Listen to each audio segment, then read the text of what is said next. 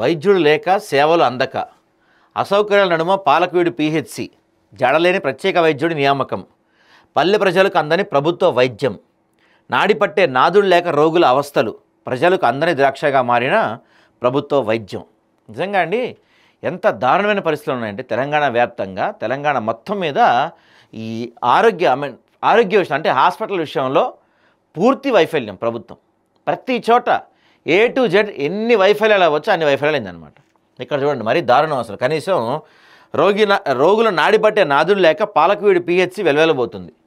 ప్రభుత్వ ఆసుపత్రుల్లో మెరుగైన వైద్య సదుపాయాలు లభిస్తాయని భావించిన పేద ప్రజలకు నిరాశ ఎదురవుతుంది. పేదలకు మెరుగైన వైద్యం అందించడానికి రాష్ట్ర ప్రభుత్వం కోట్ల రూపాయలు వెచ్చిస్తున్నా పేదవాడికి అది అందని ద్రాక్షగా మారింది. సౌకర్యాలు సరిగా లేకపోవడం ఒక ఎత్తు అయితే, సమయానికి వైద్యం అందించే వైద్యులు లేకపోవడం మరో ఎత్తు. పేద ప్రజల వైద్యం కోసం చేసేదేం లేక ప్రైవేట్ వైద్యాన్ని ఆశ్రయించి ఆర్థికంగా నష్టపోతున్నారు. ప్రైవేట్ హాస్పిటల్స్కి వెళ్తే చిన్నదైనా సరే మినిమం 1,00,000 కంపల్సరీ అండి. 1,00,000 బిల్లు అయితే బయట రారు, మీరు ఏ చిన్నదాంతో వెళ్ళినా సరే. గ్రామీణ ప్రాంత ప్రజలకు అత్యుత్తమ వైద్య సేవలు అందించాల్సిన పాలకవీడు ప్రాథమిక ఆరోగ్య కేంద్రం అసౌకర్యాల నడుమ కొట్టుమిట్టాడుతుంది.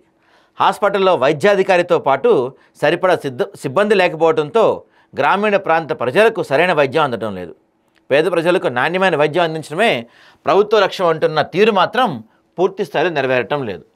సూర్యాపేట జిల్లా పాలకవీడు మండలం ప్రాథమిక ఆరోగ్య కేంద్రంపై ఆదాబ్లో ప్రచురితమైన వరుస కథనాలతో సూర్యాపేట జిల్లా కలెక్టర్ తేజస్ నందనాల్ పవర్ స్పందించి అక్టోబర్ 8, 2024న పాలకవీడు పీహెచ్సిని ఆకస్మిక తనిఖీ చేశారు.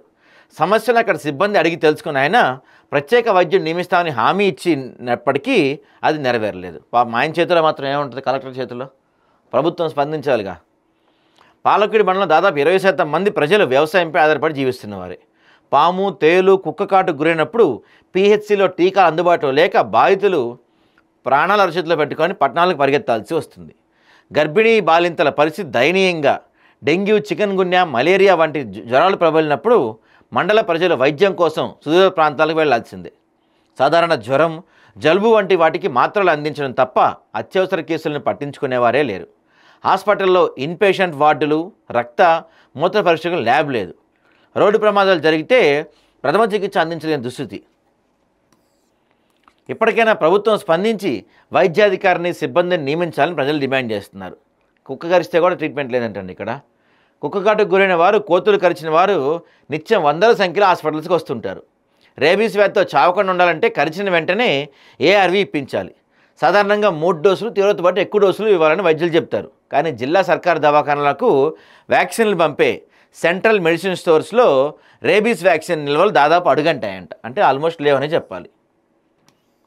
వీళ్ళు ఏమంటున్నారు, పాలకవీడు సబ్ సెంటర్ను పీహెచ్సిగా అప్గ్రేడ్ చేసి 2 సంవత్సరాలు కావస్తున్నా వైద్యుడు నియమించలేదు. చిన్నపాటి జబ్బులకు ప్రజలు నేరేడుచెర్ల, మిర్యాలగూడలో గల ప్రైవేట్ హాస్పిటల్స్కి వెళ్ళి ఆర్థికంగా నష్టపోతున్నారు. సీజనల్ వ్యాధుల సమయంలోనూ తిప్పలు తప్పటం లేదు. పర్మనెంట్ వైద్యుడిని, సిబ్బంది నియమించి హాస్పిటల్లో సదుపాయాలు కల్పించాలని చెప్తున్నారు ఈయన పాలకవీడు ఇన్ఛార్జ్ వైద్యాధికారి. పాలకవీడు పీహెచ్సిలో పర్మనెంట్ డాక్టర్, సిబ్బంది వసతులు లేని మాట వాస్తవమే.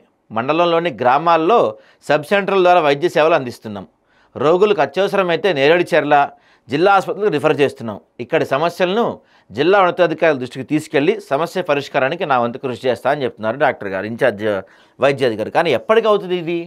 కలెక్టర్ వచ్చి హామీ ఇస్తే ఇంతవరకు దిక్కు లేదు. ఎప్పటికి ప్రజల ప్రాణాలంటే అంత ఈజీ అయిపోయింది ప్రభుత్వాలకి.